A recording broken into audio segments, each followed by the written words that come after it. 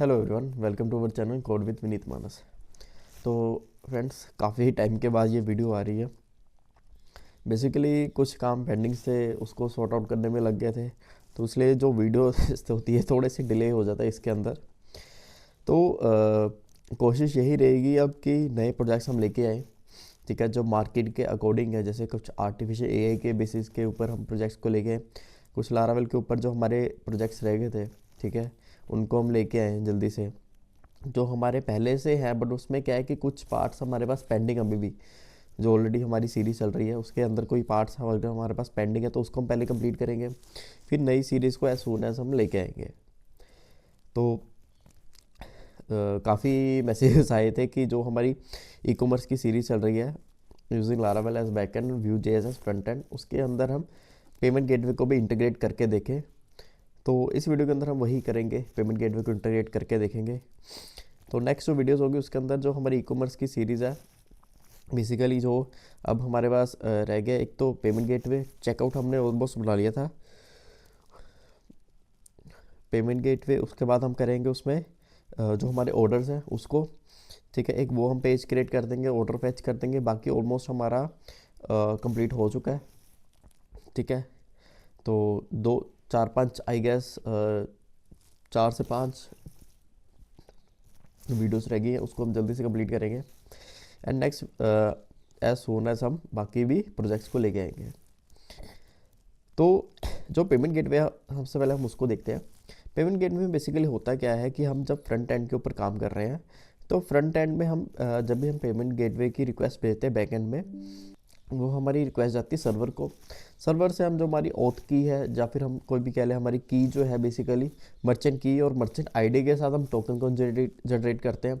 उसी टोकन के साथ हम क्या करते हैं, यूज़र को रिडायरेक्ट करवाते हैं पेमेंट गेटवे के थ्रू, ठीक है। जैसे ही यूज़र वहाँ पे रिडायरेक्ट होता है, वहाँ से अपनी पेमेंट करता है, तो वहाँ से वो मतलब वापस रिडायरेक्ट हमारे पास यूआरएल आता है। तो उसी को समझेंगे बेसिकली होता क्या है यहाँ पे। अब यहाँ पे देखो, यहाँ सबसे पहले आ गया हमारा यूज़र, ठीक है, जो वेबसाइट से हम ऑर्डर को प्लेस कर रहे हैं, वहाँ से हम पेमेंट की रिक्वेस्ट जनरेट करवा रहे हैं। अब जैसे ही हमने यहाँ से ऑनलाइन पेमेंट को सिलेक्ट किया, ऑनलाइन पेमेंट सेलेक्ट करने के बाद वो रिक्वेस्ट जाती है बैकएंड पे। अब बैकएंड पे क्या है, हमारे पास सर्वर है, ठीक है। सर्वर क्या करता है, हमारे क्रेडेंशियल्स को लेके आता है। उसके बाद क्रेडेंशियल्स के साथ हम क्या करते हैं, जो भी हमारा पेमेंट गेटवे है, ठीक है, चाहे हम पेपल को यूज़ कर रहे हैं, चाहे हम रेजर पे, इंस्टामोजो, पेटीएम, कोई सा भी हम पेमेंट गेटवे यूज़ कर रहे हैं, हर पेमेंट गेटवे के अंदर क्या होता है, एक टोकन जनरेट होता है। वो टोकन के अंदर बेसिकली क्या करते हैं कि जो हमारी पेमेंट मर्चेंट आईडी और मर्चेंट की है, उसके अकॉर्डिंग वो एक टोकन जनरेट करते हैं, जिसके अंदर क्या होता है, हमने जो ऑर्डर प्लेस किया, ठीक है, वो उसका जाएगा सारा डाटा। उसके बाद हमने क्या उसमें ईमेल, मोबाइल फ़ोन, क्या उसमें अमाउंट भरी, और क्या प्रोडक्ट का टाइटल था, जो भी हमारे पास डिस्क्रिप्शन रहेगी, वो उस टोकन के थ्रू ही सेव होती है पेमेंट गेटवे के डाटाबेस के अंदर, ठीक है। अब होता क्या है कि जैसे ही हमारे पास टोकन जनरेट हुआ, अब उसी टोकन के थ्रू हम क्या करेंगे, यूज़र को रिडायरेक्ट करवाएंगे पेमेंट गेटवे के ऊपर। जैसे ही यूज़र रिडायरेक्ट होगा पेमेंट गेटवे के ऊपर, अब वहाँ से हमारे पास 3 4 चीज़ें होती हैं। अब सबसे पहले वहाँ पे हमारे पास आता है कि कौन सा हम पेमेंट गेटवे यूज़ कर रहे हैं। मान लो हम यूज़ कर रहे हैं पेपल, ठीक है। पेपल के अंदर क्या होता है, हम ईमेल आईडी को यूज़ करते हैं यूज़र को रिडायरेक्ट करवाने के लिए। उसके बाद रेजर पे के अंदर क्या आता है, पेमेंट मर्चेंट आईडी और मर्चेंट की आती है। Same in the case of Paytm, Paytm के अंदर भी हमारे पास मर्चेंट आईडी, मर्चेंट की रहती है, ठीक है। इंस्टामोजो के अंदर हमारे पास ऑथ टोकन आता है, ठीक है, हम वो भेजते हैं यूज़र के साथ। अब यूज़र जैसे ही पेमेंट गेटवे के पेज के ऊपर गया, वो वहाँ पे क्या सेलेक्ट करेगा, पेमेंट मोड सेलेक्ट करेगा, मतलब वीज़ा सेलेक्ट करेगा, मास्टर कार्ड या यूपीआई। अब ऐसा नहीं होता कि जैसे ही हमने मान लो क्रेडेंशियल्स डाले, मान लो हम पेमेंट कर रहे हैं थ्रू वीज़ा कार्ड, ठीक है। अब ये नहीं होता कि जैसे ही हमने क्रेडेंशियल्स डाले तो हमारा पेमेंट गेटवे बैंक को रिक्वेस्ट भेजता है। हमारा पेमेंट गेटवे जिस मोड ऑफ पेमेंट के थ्रू पेमेंट कर रहे हैं, मान लो हम वीज़ा के थ्रू पेमेंट कर रहे हैं, तो वो वीज़ा को हमारी क्रेडेंशियल्स भेजेगी। जैसे हमने कार्ड नंबर भेजा, ठीक है, कार्ड नंबर डाला, उसके बाद एक्सपायरी डेट डाली, उसके बाद सीवीवी डाला, ठीक है, वो वीज़ा या मास्टर कार्ड को हमारे क्रेडेंशियल्स भेजेगा कि ये क्रेडेंशियल्स है। फिर उसके थ्रू वो देखेंगे कि ये यूज़र हमारे डाटाबेस के अंदर एग्जिस्ट करता है। अगर एग्जिस्ट करता है तो वो हमें बैंक के पेज के ऊपर रिडायरेक्ट करवाएगा। जब कभी भी आपने देखा होगा कि एंड में हमारे पास बैंक का पेज ओपन होता है, ठीक है, उसके थ्रू हम पेमेंट करते हैं। तो ये बेसिकली एक फ्लो है, ठीक है। वीज़ा मास्टर कार्ड ये क्या सर्विस प्रोवाइडर है, ठीक है, जो हमें मास्टर कार्ड जैसे जो कार्ड की हमें सर्विस प्रोवाइड करते हैं, ठीक है, वो है। जैसे यूपीआई, जैसे अगर आप इंडिया से हो तो इंडिया में क्या चलता है, यूपीआई। अब यूपीआई आईडीज़ जो है वो सारी एक जगह पे रजिस्टर्ड होती है हमारे पास। आपने देखा होगा कि अगर आप फ़ोन पे यूज़ कर रहे हो, जीपे यूज़ कर रहे हो या पेटीएम यूज़ कर रहे हो, आपका जो मोबाइल नंबर है वही आपका यूपीआई बनता है, और एक यूपीआई डिफ़ॉल्ट आईडी हमारे पास जनरेट होती है, ठीक है। और वो यूपीआई कहाँ पे जाती है, यूपीआई डाटाबेस के अंदर स्टोर होती है। तो वो क्या करता है, यूपीआई आईडी के साथ एक बैंक अकाउंट लिंक होता है, सॉरी, यूपीआई आईडी के साथ एक पेमेंट जो है हमारा, जैसे पेटीएम हो गया, ठीक है, पेटीएम, गूगल पे या फिर फ़ोन पे, ऐसा पेमेंट जो गेटवे है वो कनेक्टेड होता है, और वहाँ पे हमारी नोटिफिकेशन पॉपअप होती है यूपीआई के साथ, ठीक है। यूपीआई फिर उसके बाद हमारा बैंक अकाउंट अटैच होता है, ठीक है। यूपीआई में दूसरी चीज़ होगी, बट वीज़ा और मास्टर कार्ड के अंदर क्या होगा कि वो जैसे हम डालेंगे वो डाटाबेस में अंदर वेरीफाई करेंगे, जैसी वैलिडेट होती है उसके बाद वो चला जाएगा हमारे बैंक के पास।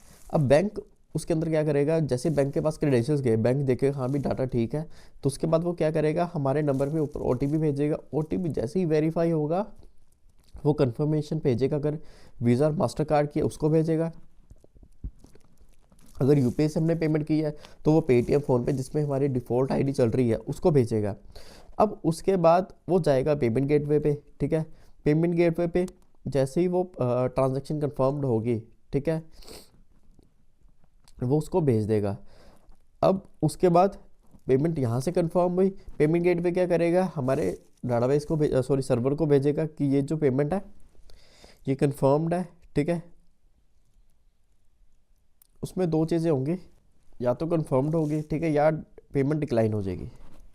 अब डिक्लाइन होने के कुछ भी हमारे पास, जैसे रॉन्ग ओटीपी हमने डाल दिया, सीवीवी एक्सपायरी डेट हमने गलत डाल दी, ठीक है, जैसे ही पेमेंट डिक्लाइन या कंफर्म्ड होगी वो हमारे फ्रंट एंड वे पर शो हो जाएगी। तो ये बेसिकली एक स्ट्रक्चर होता है पेमेंट गेटवे की वर्किंग का, ठीक है। इस तरह से हर पेमेंट गेटवे कुछ इस तरह से काम करता है। अब बेसिकली होता क्या है यहाँ पे, अगर आप चाहो तो अपना भी एक पेमेंट गेटवे को बना सकते हो। बेसिकली इसमें इन्वॉल्व क्या होती है, माइक्रो सर्विसेज इन्वॉल्व होती है, वो हम फिर किसी वीडियो के अंदर डिस्कस करेंगे माइक्रो सर्विसेज के बारे में।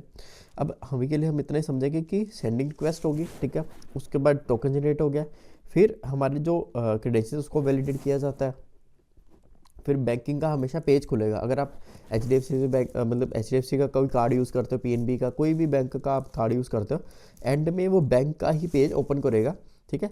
बैंक के पेज के थ्रू अगर आप पेमेंट मतलब कंफर्म करते हो, पेमेंट सारी सही होती है, आपके बैंक अकाउंट में बैलेंस है, फिर वो कंफर्मेशन भेजता है, ठीक है। उसके बाद वो पेमेंट गेटवे को जाती है, जिसके थ्रू हम जिस प्लेटफॉर्म के ऊपर हम पेमेंट कर रहे हैं, फिर उसके बाद वो वापस जाती है हमारे सर्वर पे, सर्वर हमारा फ्रंट एंड पे शो करता है।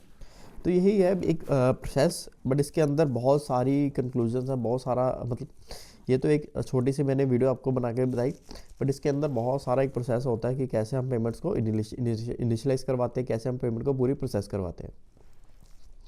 तो इसके बाद हम पेमेंट गेटवे की इम्प्लीमेंटेशन करेंगे। होपफुली आपको ये वीडियो अगर समझ आई होगी तो वीडियो अगर आपको अच्छी लगती है फिर इसको ज़रूर लाइक करें, चैनल को भी ज़रूर सब्सक्राइब करें। Thank you.